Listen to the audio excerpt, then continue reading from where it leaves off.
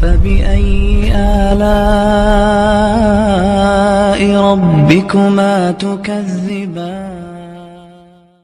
اچھا بھائی جلدی سے ان کا جو اصل سوال تو رہ گیا وضو کا طریقہ. یہ وضو کا طریقہ سن لیں ذرا ایک دفعہ.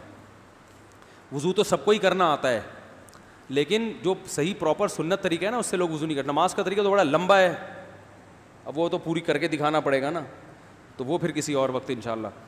وضو میں جو ہے نا لوگ کیا کرتے ہیں, بہت زیادہ ہو گیا ہے, چھوٹے بچوں کا اور بڑوں کا لحاظ یعنی تھوک اور ناک وغیرہ کپڑوں میں بدن پہ لگ جائے تو پاک ہوتے ہیں, نہ پاک ہوتے ہیں.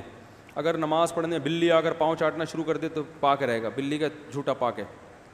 تو کیا ہوا, وضو کا جو طریقہ ہے نا لوگ کیا کرتے ہیں عجیب, نارملی تو سب صحیح کر رہے ہوتے ہیں لیکن جو صحیح سنت طریقہ اس کو فالو نہیں کرتے. طریقہ یہ کہ آپ نے ہاتھ دھونے کے بعد بائیں ہاتھ سے نلکا کھولا, سیدھے ہاتھ میں کیا لیا, پانی لے کے نلکے کو فوراً کیا کر دیا, چلو میں پانی لے کے. لوگ سمجھتے ہیں نلکا کھولنا تو سنت ہے, بند کرنا سنت. ارے بولو نا یار, نہیں ہے. تو کلی تو سیدھے ہاتھ سے کرنی ہے نا, تو الٹے ہاتھ سے آپ کیا کر دیں گے, نلکا بند. کیونکہ نبی صلی اللہ علیہ وسلم جب لوٹے سے پانی نکالتے تھے تو چلو میں پانی لے کے لوٹے کو سیدھا کر دیتے تھے. یہ نہیں کرتے تھے کہ لوٹے سے لوٹا اسی کیفیت میں اور پانی بہتا چلا جا رہا ہے.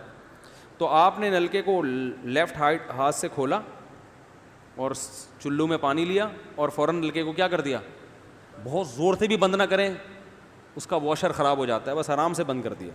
کیونکہ وہمی ہوں گے نا, وہ یوں کر کے کرتے رہیں گے, نلکے توڑ دیتے ہیں کہ بھئی ایک قطرہ بھی ضائع ہو گیا تو قیامت کے دن کہیں جہنم میں نہ پھینک دیں ہمیں, اس لیے پورے کوئی نمی بھی نہ آئے, تو تھوڑا سا بند کر دیں, ایک آدھ قطرہ ٹپکنے سے کچھ نہیں ہوتا. یہ لیا آپ نے, منہ میں کلی کی, مسواک کی, مسواک نہیں ہے تو انگلی سے دانت صاف کیے, غرارہ بھی کیا اگر روزہ نہیں ہے, ٹھیک ہے. پھر نلکا کھولا, پھر بند کیا, پھر کلی, اس طرح. پھر نلکا کھول کے دائیں ہاتھ میں پانی لیا, ناک میں نرم حصے تک پانی پہنچا کے اچھی طرح ناک کو صاف. اور نلکا پہلے وہ ویسے ہی بند ہو چکا ہے, اب ناک کو اچھی طرح صاف کریں سامنے والے کا خیال کر کے. آئی بات سمجھ, سامنے تو یہ نہیں ہوتا, وہ ہوتا ہے سامنے, اس کا زیادہ خیال کرنا پڑتا ہے کیونکہ بس زیادہ تفصیل میں نہیں جاتا ہوں. تو چھوٹی انگلی سے اچھی طرح ناک کو صاف کیا, اس کی رطوبتیں نکالیں, ٹھیک ہے. پھر نلکا کھولا, دوبارہ پانی لیا, پھر اسی طرح ناک میں بولو بھائی ڈالا, اور نلکا اسی وقت جب چلو میں پانی بھر گیا نلکا اسی وقت کیا کر دیا. اللہ نے 2 ہاتھ اسی لیے دیے ہیں کہ اس سے نلکا بند کیا جائے اور اس سے کیا کیا جائے, کھولا جائے. تو پھر یوں کیا, پھر 3 دفعہ, 6 چلو پانی خرچ ہوا نا, چلو اس کو کہتے ہیں, 6 چلو پانی خرچ ہو گیا. پھر آپ نے کیا کیا, نلکا کھولا لیفٹ ہاتھ سے, جو اصل طریقہ ہے وہ تو یہ ہے, سیدھے ہاتھ میں پانی لے کے نلکا بند کیا اور سیدھے ہاتھ سے پانی پیشانی پہ ڈال کے دونوں ہاتھوں سے پھیلا لیا. 3 دفعہ اس طرح کیا. اس پہ عمل نہیں ہوتا تو پھر اتنا کر لو کہ دونوں ہاتھوں پہ کیا لے لو, نلکا کھول کے پانی لے کے پیشانی پہ ڈالو اور فوراً نلکا کیا کر دو, بند کر دو, اور پھر ہاتھوں سے اچھی طرح اس کو ملو. سمجھ میں نہیں آ رہی بات؟ تو یہ عمل کتنی دفعہ کیا, نلکا ہر دفعہ میں بند ہو رہا ہے. ہمارے ہاں جس ٹائم پہ نلکا کھلتا ہے تو جب تک وضو مکمل نہیں ہو جاتا بند ہونے کا نام نہیں لیتا. 3 دفعہ آپ نے منہ اچھی طرح دھو لیا.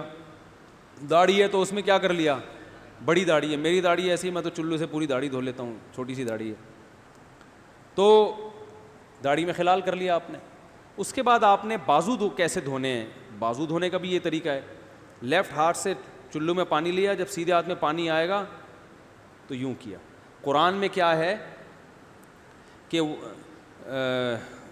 قمتم الی الصلاۃ فاغسلوا وجوہکم وایدیکم الی المرافق, اپنے ہاتھوں کو کوہنیوں تک دھو.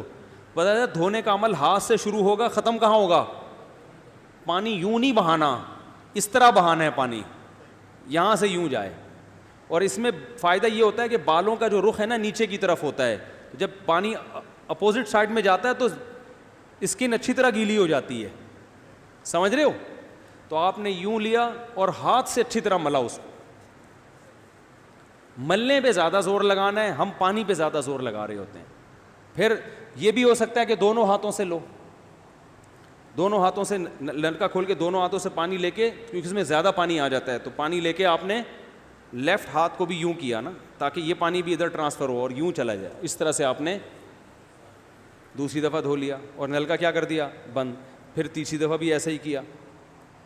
یہ جو ہوتا ہے نا یوں یوں یوں یوں کر کے رگڑے لگا رہے ہیں نلکے کے نیچے ایسے, یہ نہیں ہوتا, یہ سنت طریقہ نہیں ہے. نبی جس برتن سے وضو کرتے تھے تو اس طرح چلو میں پانی لے کے اس طرح وضو کیا کرتے تھے, غسل اسی طرح ہو جاتا تھا. تو اب پھر لیفٹ میں بھی ایسے ہی ہے, لیفٹ میں پانی ڈالا اور سیدھے ہاتھ سے سہارا لے کے کیا کیا, دونوں ہاتھوں کا پانی ادھر آ جائے گا. ایک دفعہ دھل گیا, اچھی طرح مسئلے کونیوں تک پہنچ جاتا ہے, اور پریکٹس کے بعد تو بہت اچھا ہو جاتا ہے. اس کے بعد آپ نے کیا کیا, سر کے بالوں کا مسا. سر کے بالوں میں جو یہ ہے یہ طریقہ کچھ بھی نہیں ہے, کہیں بھی ثابت نہیں ہے. سیدھا سیدھا آپ نے ہاتھ گیلے کیے, پیچھے لے گئے.